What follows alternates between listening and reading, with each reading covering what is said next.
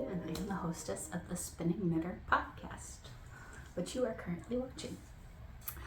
This is a podcast for those who like a little bit of reading, maybe some old movies, primarily spinning, knitting, weaving, with a little bit of crochet and tatting and different types of needlepoint and needlework, hopefully in the future. I don't have a whole lot of time, so the crafting time I do have is primarily located where I currently have an ongoing project. So if I don't have an ongoing project in crochet, you probably won't be seeing it. Just a forewarning. So September here in the north is gradually cooling down. We are now in the 50s and 60s, which I'm super excited about because about the 30s through the 60s are my jam. Anything warmer than that, and I want to just hide in an igloo. And anything cooler than that, and I just want to be inside by the fireplace because I like the cold, but I have decided that I don't tolerate the cold as well as I used to. How about you? Do you like the cold? So really quick, I'm going to tell you a little bit about what I'm reading. Grandma, I think you would really like this book. So for those of you who like to read,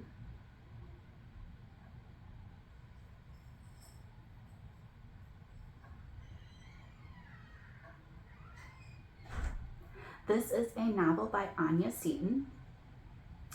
and it is based on the Jacobite Rebellion in 1715, set in London and Virginia as well.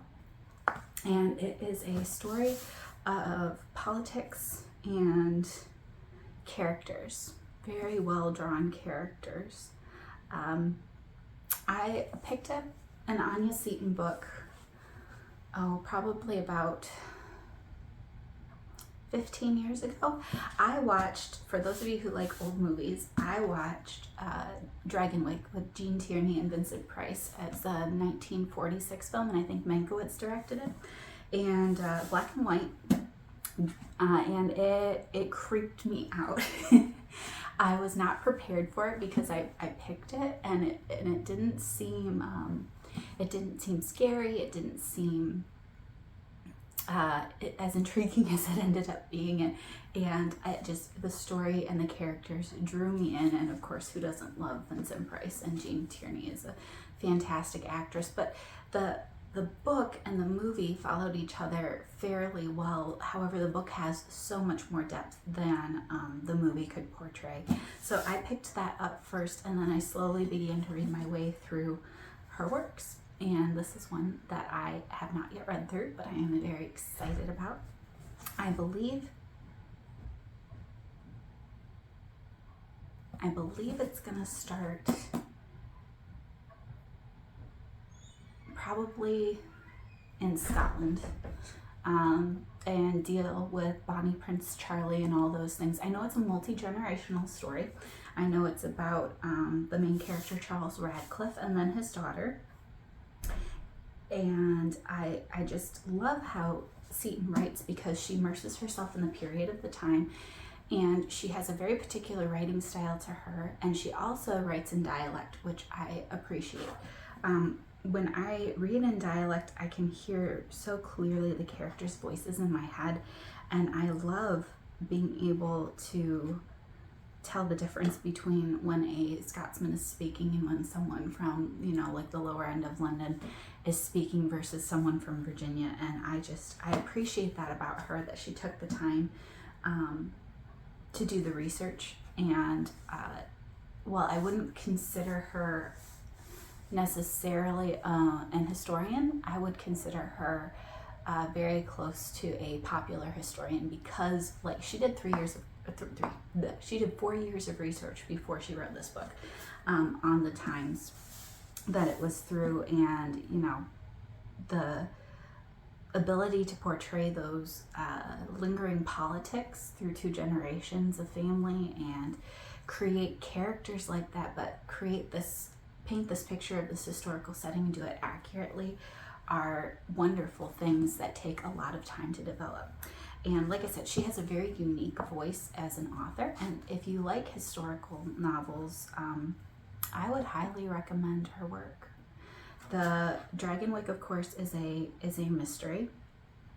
I won't tell you a lot about it because it's you really need to watch it, like read it and then watch it, because it's that good.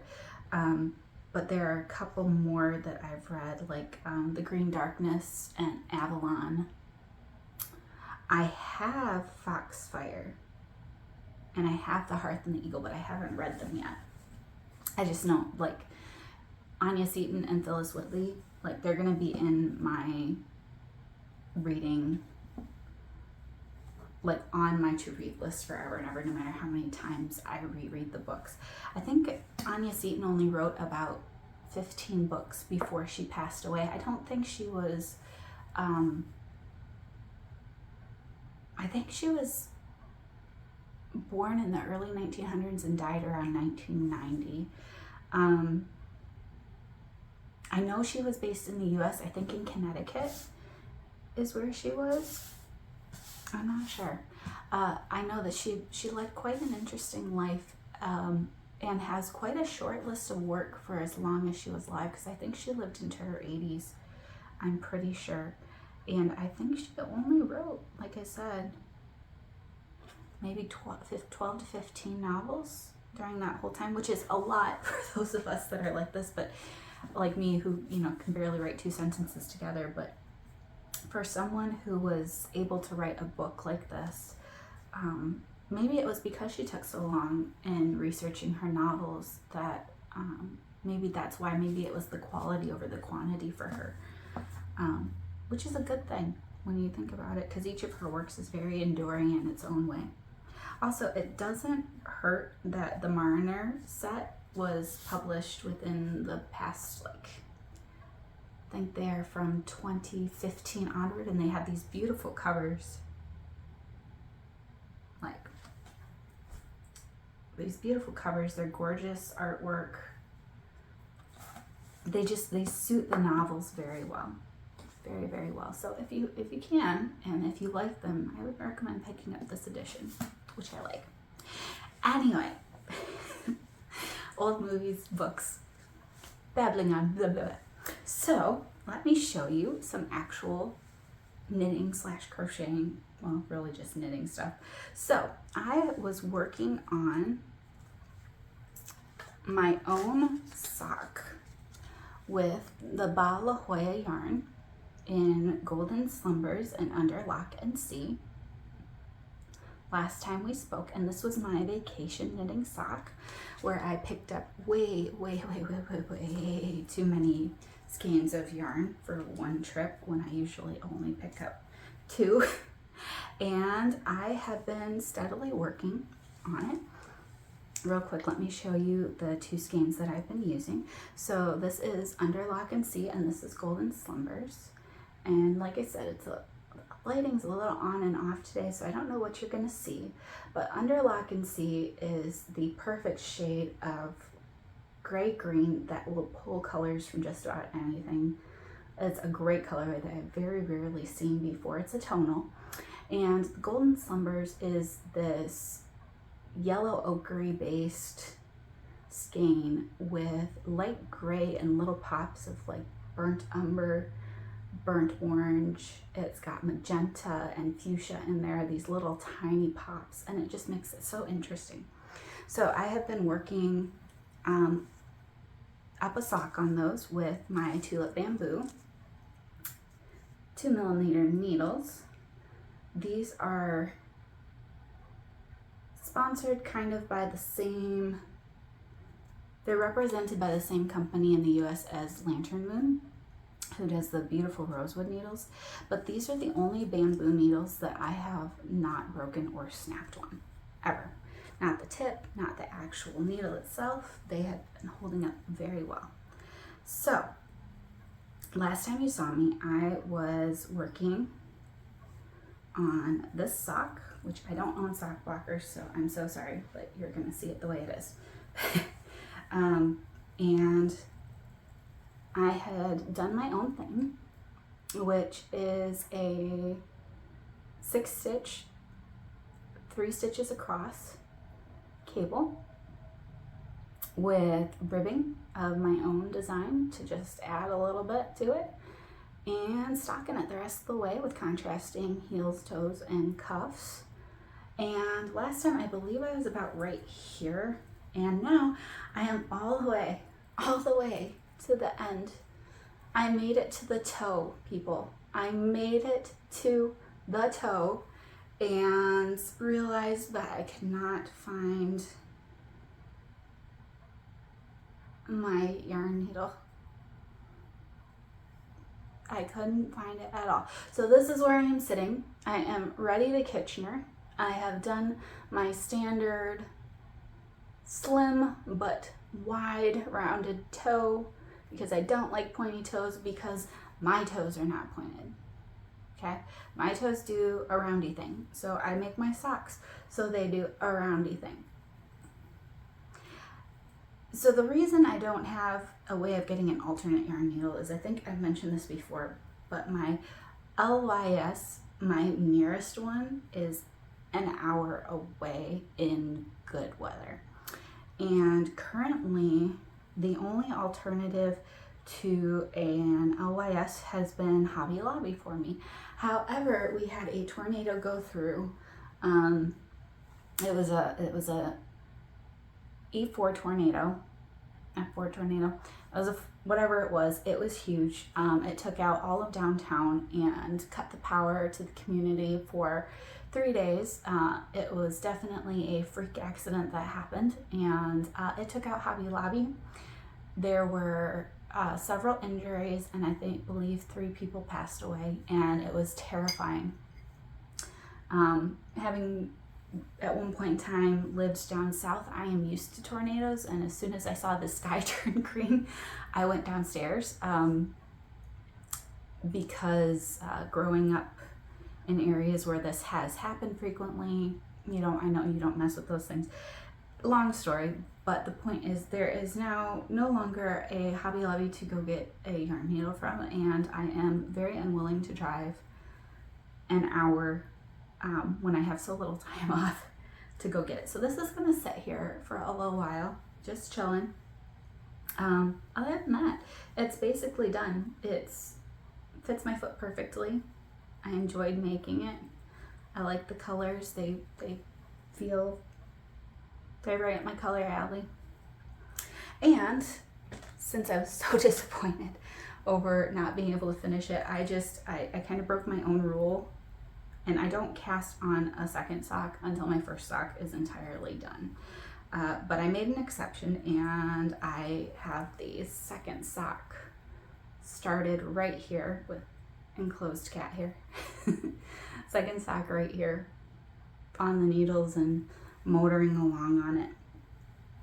So hopefully I will have a completed pair of socks relatively soon-ish. But meanwhile, because I usually have a mindless sock going and a more challenging pattern going.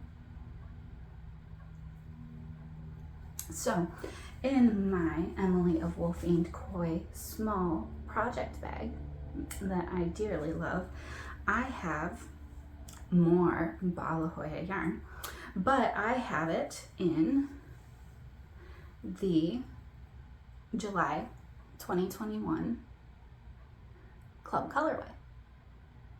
And this is a minty pastel-y green and minty pastel-y blue with little blips of, I would say, burnt umber in there. And of course other little things. There's a couple of spots with like an undersea green, like right here, those dark little bits, undersea green, and a couple other pops of color in there. Very subtle, very, very subtle. But with it, I have been making this sock. This is my own sock stitch count, my own structure for the sock. It is using 2 sets of pattern stitches from Hitomi Shida's Japanese Knitting Stitch Bible, which is translated by Gayle Roehm, and I believe it was published by Tuttle in 2017. Don't quote me on that, but you can find this online. You can find it at Amazon, Barnes and Noble, different used bookstores, I'm sure. But this is a beautiful set of Japanese stitch knitting patterns, and I have used a couple of them to create my own sock, because that's what I like to do. So I took 2 separate panels from 2 different stitch patterns in here, and if you want to know what those are, I can, if you message me on Instagram, I can send you the numbers to those, because I don't know them right off the top of my head, and I will let you know how I combine them together. But the cool thing about doing this is, if you look at the side panels, so it has this one major stitch panel going down the front with a little S cross motif, and then it has this side panel in it, which is the part that I inserted myself. And the side panel is simply different types of twisted knit and purls to make more space for my foot. It was an easy way to add and delete stitches so that I could make something that, even with all the twisted stitches and cabling, stretched to accommodate my foot. So it would be very, very simple for anyone to take these 2 panels and make a sock with these 2 panels to fit the foot. Now, I don't know if you watched the podcast where I last talked about this, but I had so much trouble with the heel. I knit it 5 separate times, and the 5th time I said it's good enough for who it's for, and I am done. I tried so hard. I tried with a contrasting color, and I just did not like it. I thought it interrupted the pattern so much, but I went back twice more to try and figure out a way to get the twisted stitches to flow into the heel, and I just could not do it perfectly. So this is what it ended up as. Not perfect at all, but it is the correct size. It fits my foot, and from a distance it doesn't look absolutely horrible, and nobody will see it when it's on my foot. So I like it. This colorway actually was one of the first colorways that I became very interested with the Ba yarn. It's very subtle, and this skein, I just fell in love with it because it seemed like the right kind of speckling to be able to do either a very plain sock or a very, as you can see, decorative sock. I don't feel like this is overworked or over busy. You might feel differently, and that is okay. This is my sock. You can knit your own. But once again, if you want to know how to make this, which stitch patterns to use, and you have the Japanese Stitch Knitting Bible, I would not mind if you messaged me.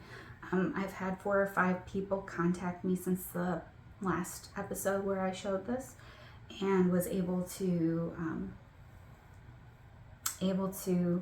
get them the stitch patterns, and they are on their way to making their own socks. And I love seeing the updates. I love watching how their sock, their choice of yarn is completely different from mine, their gauge, and the socks look alike, but they don't. That is crazy to me that we can all knit the same thing and each thing looks very, very different. So, in regards to that, in terms of being very, very different, I wanted to show you this. So, this is a pattern by Anya's. This is the Bloom Your Heart Out shawl. And she came out with this in 2020. And it uses La Bien Amy's yarn in the parchment, granite, and damask colorways, I want to say. You can look it up on probably Ravelry or other websites. But it's the Cashmere Merino. I do remember that, and I remember splurging for this yarn because I loved these colors so much, the original colors of the pattern. So I showed this in an episode that got deleted, so I'm sure you haven't seen it before, but this is it. Or rather, this is as far as I've gotten. So this shawl is asymmetrical. It goes from the tip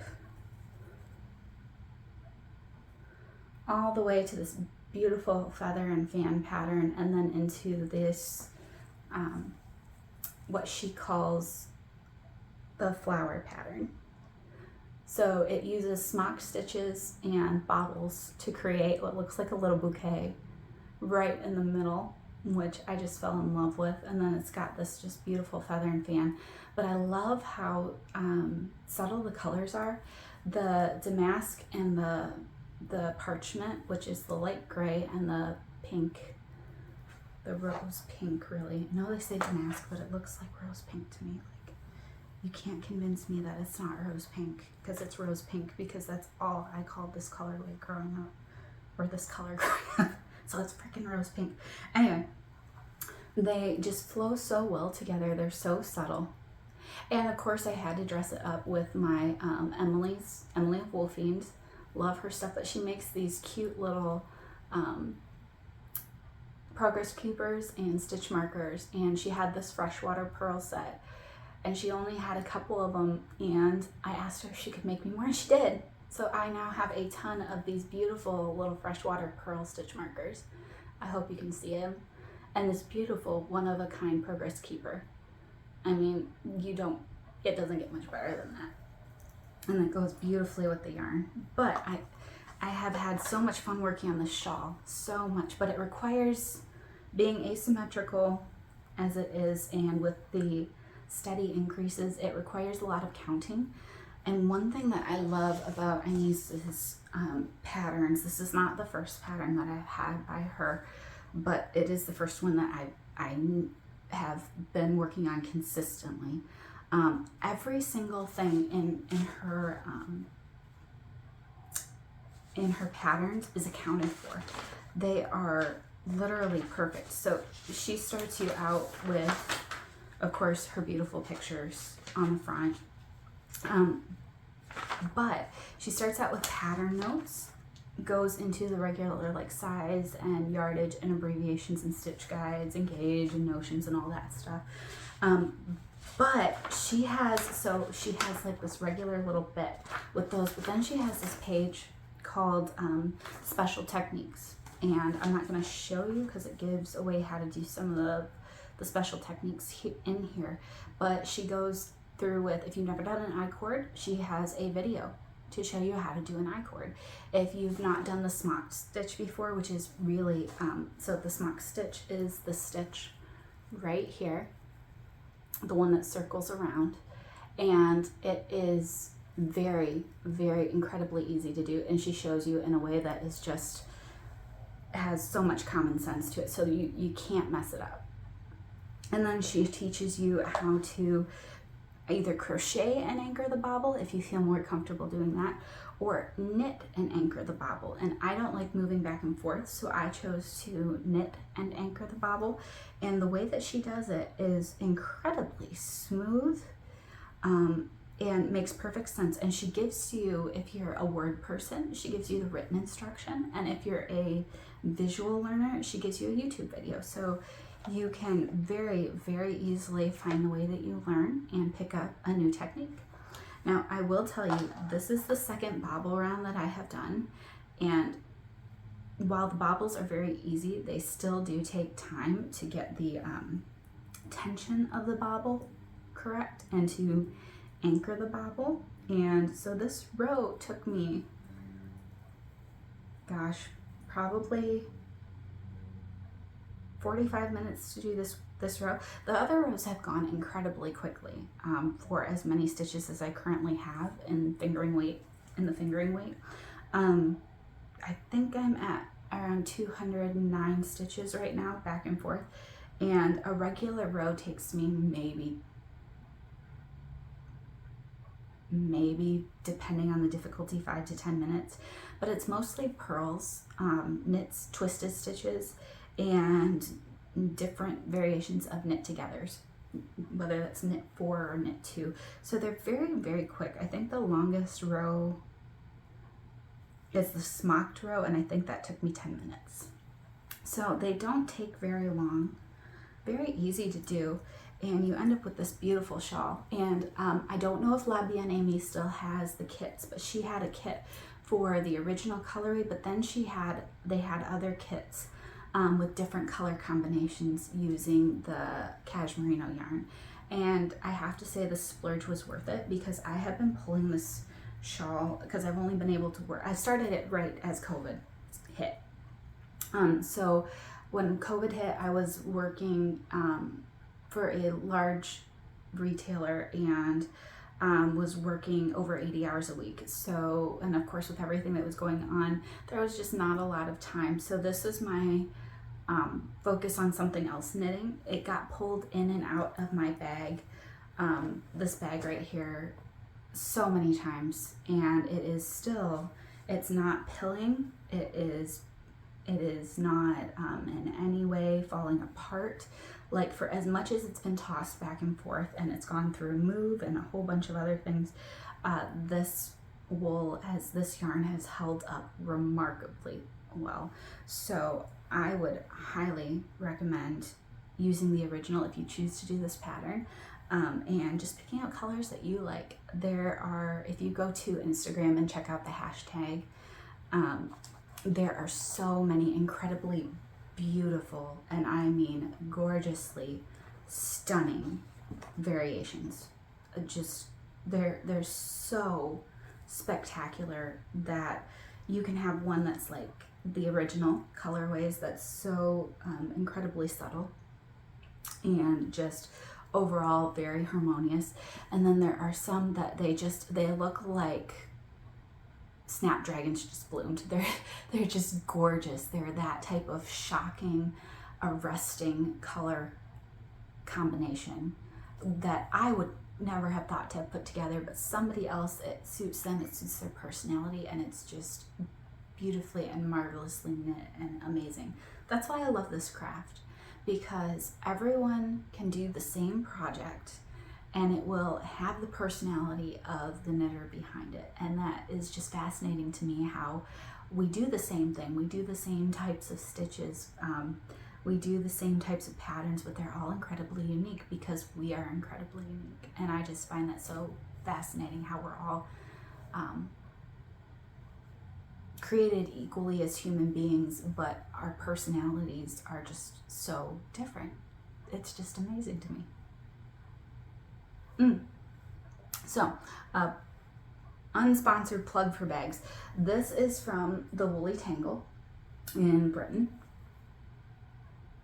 and they are all handmade linen bags,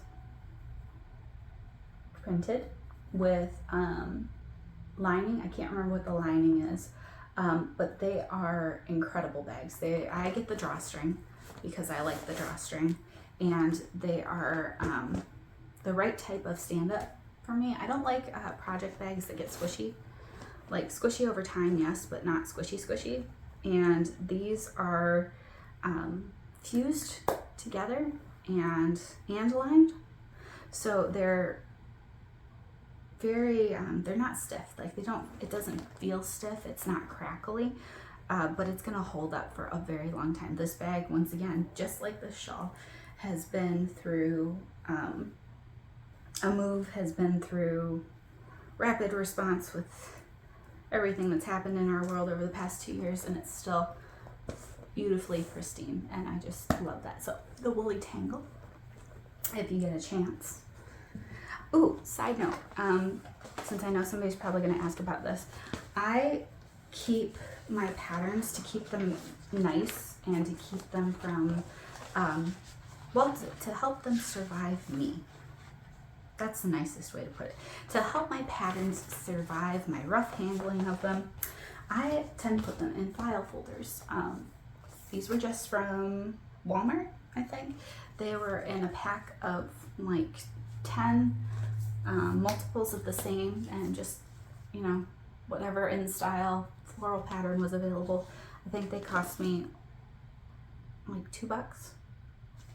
And they go, for me, just right in the side of the project bag. This of course works for only for things that you have a project bag big enough for, but fits in there, keeps the pattern from being crumpled, keeps my bag standing upright, and I've just found it a very easy, very simple, quick way to keep my patterns safe for me. My cat also likes to chew on paper products. When we picked him up from the animal shelter, that was actually one of the notes. It said Max. We've since we renamed him. It said Max, no paper, no pads, no plastic, shreds paper on the door to his cage. So yeah, we found out very quickly that that was accurate, and we needed to keep all paper and plastic products away from him. Do you have a weird cat? I mean, I know mine's weird, but do you have a weird cat too? Or is it just me? Just wondering.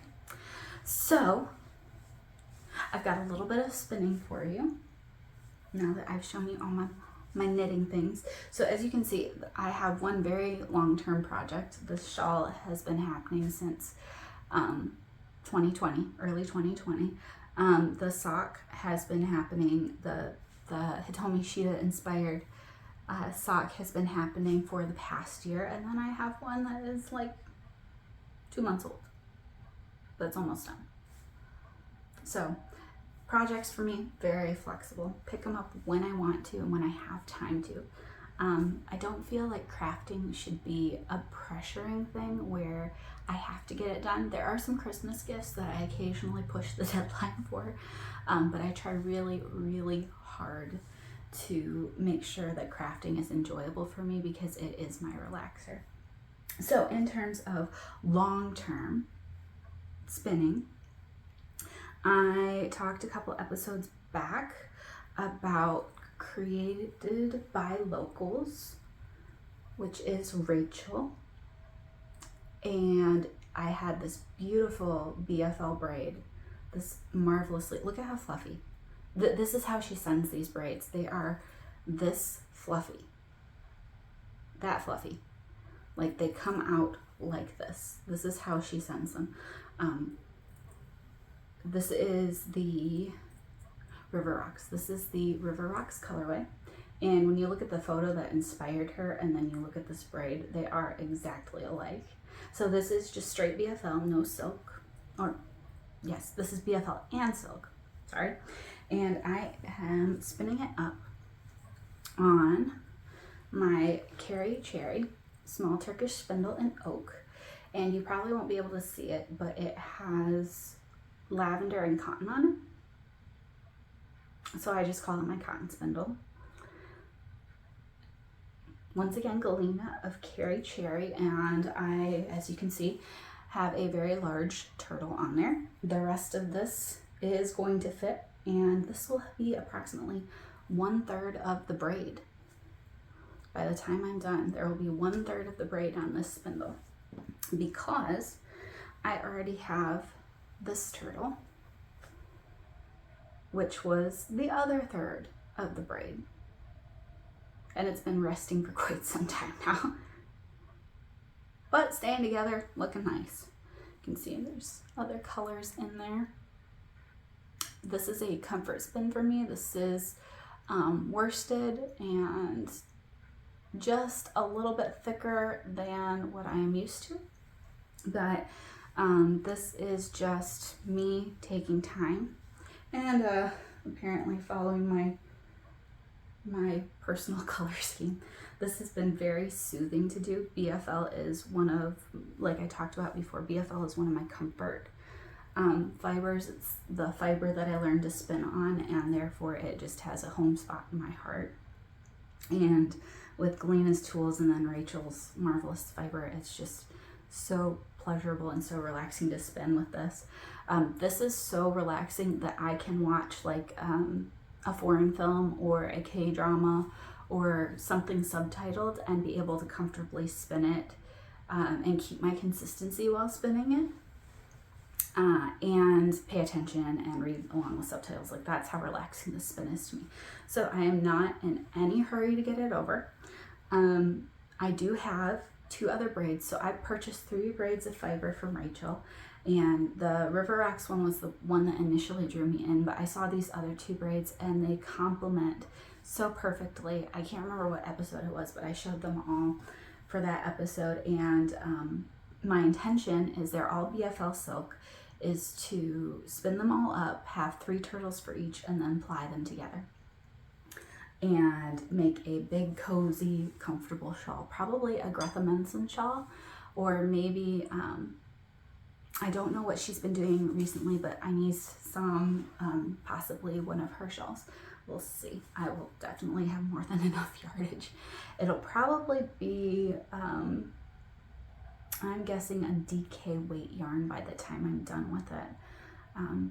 We'll see. It'll probably be a heavier shawl, which will be perfect for up here and all the cozy warmth that's needed through the winter.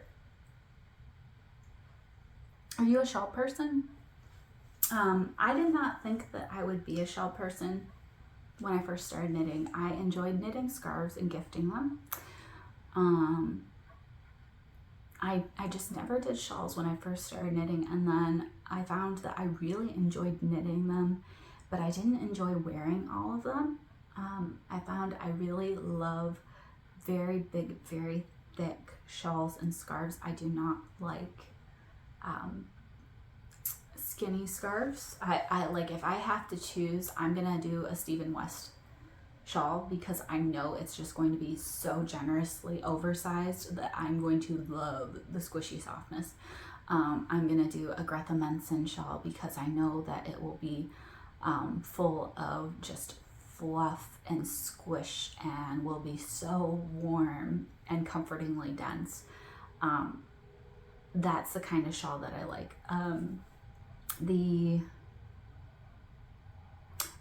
What is her name? The Camabornia podcast.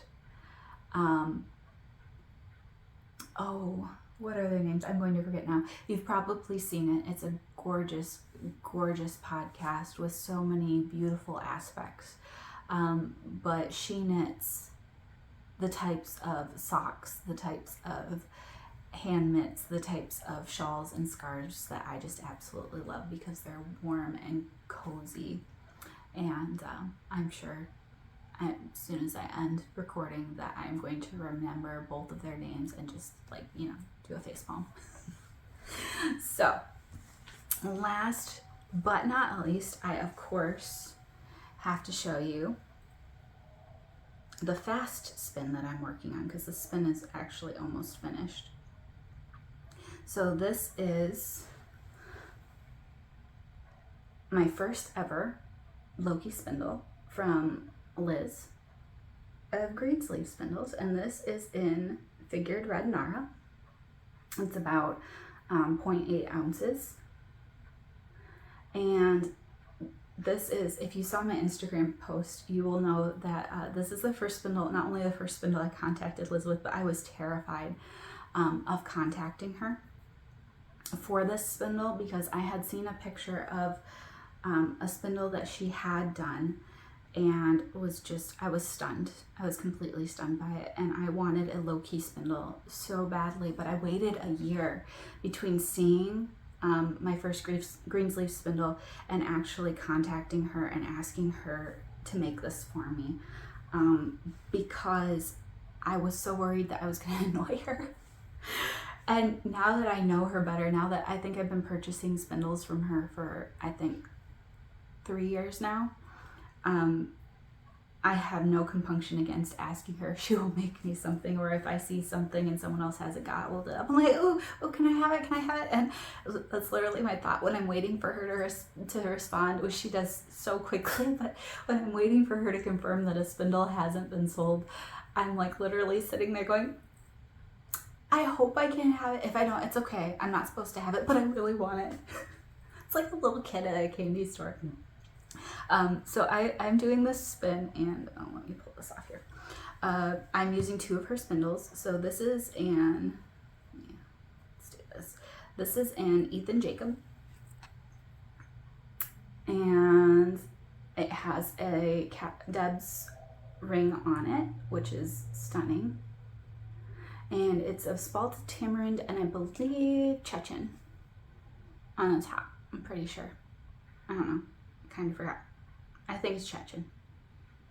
I can neither confirm nor deny, but I'm sure that it's Chechen. And I love her Ethan Jacobs. They're just so light and fluffy and they spin so well. Anyway,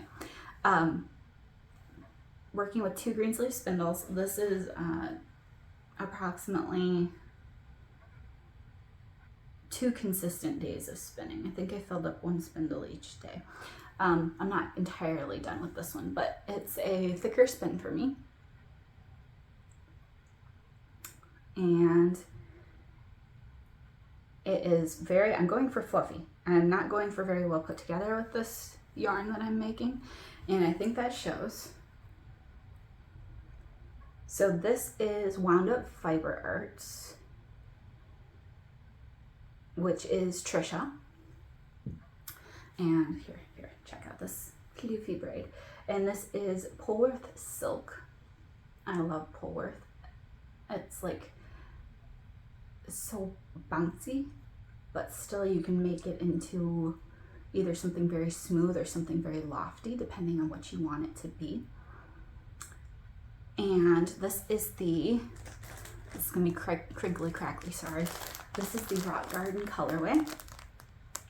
I bought 2 braids from her, one of this Rock Garden colorway and the other in a contrasting colorway because I was like, I can make a shawl with that. And then I got this colorway here and I saw it in person and I was like, I'm gonna need another braid of that in my life. So I bought a second braid. And what I've decided to do is, this is I'm not gonna take it out because who knows when we'll actually get to it, but this is the Dig Deep colorway. And I hope you can see that. And it is a darker version, but with much more brown in it and a little tiny touch of purple. And it is going to be my contrast to the Rock Garden colorway. And what I'm going to do is I am going to spin up 1 entire braid and a half of the Rock Garden colorway for 1 ply. And then I'm going to divide the remainder of the leftover half of Rock Garden and Dig Deep. And I'm going to divide Dig Deep into 3 separate sections, and the Rock Garden leftover Rock Garden into 2 separate sections. And I will be essentially making a very large striped skein. So it will be 1 whole ply of Rock Garden, and then it will be section of Dig Deep, section of Rock Garden, section of Dig Deep, section of Rock Garden, and section of Dig Deep. So I'm doing, it's not a true fractal because it's the same color and the colors will match up because there's so much gray and cream and white in this braid, in these braids. I don't know, it's just going to create a very noticeable 2-section stripe. I might change it up. I might intersperse more Rock Garden more randomly to get more variation. I'm not sure yet. I'll figure it out when I get there. I'll just do what I want when I get there. Let's face it. I could plan it out and then in the spur of the moment be like, no, this is what I'm doing. Because that's how I roll. So this is my fast spin that I'm working on. It is working up, as you can see, very, very quickly. This spin, I pay more attention to when I'm spinning because it's a mixture. How I'm drafting is a mixture of long draw and a short forward draw, sort of. I'll have to show you sometime how I do it, and then those of you who are smarter than me can tell me what I'm actually doing. I just know it creates the beat type of yarn I want to have. That will be, it will still be put together, but it will be very, very floofy, which means I'm going to probably when I go to set it, I will probably thwack it a couple of times to felt it just slightly. Is probably what's going to happen. It probably will happen because I'd be too tired to do anything else. But I'm not quite sure what type of spinning style I use, so you'll have to tell me because I don't know. What can I say? I am bound and determined to get 2/3 of this braid onto these two, and if I can, I may get a full 2 ounces on each, which is probably why I'm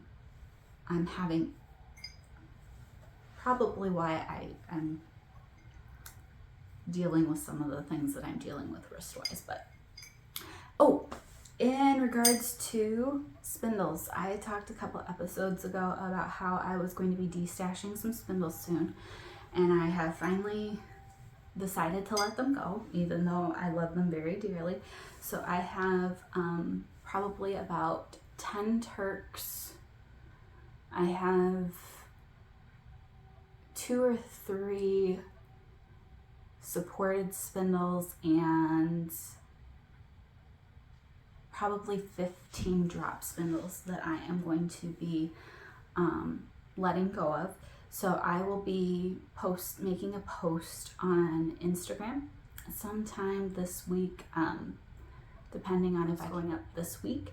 It will be first come, first served, and that will be whomever DMs me directly or direct messages me directly will have first shot at whatever catches their eye. So I hope that they all go to good homes because they're beautiful spindles, and I have dearly loved them. Some I've spun on more than others, but I have test spun at least on almost all of them. There were a couple that I got after I found out that I couldn't spin because I was not looking. I didn't look at the weights of spindles when I purchased them. I just purchased them because I knew I would spin on it. And so now that's come back around to bite me on the butt because some of them, they're all lightweight spindles, but some of them are too heavy for what I am allowed to do now. So yeah, it's sad, but I'm glad that they're gonna go somewhere where they'll be treasured.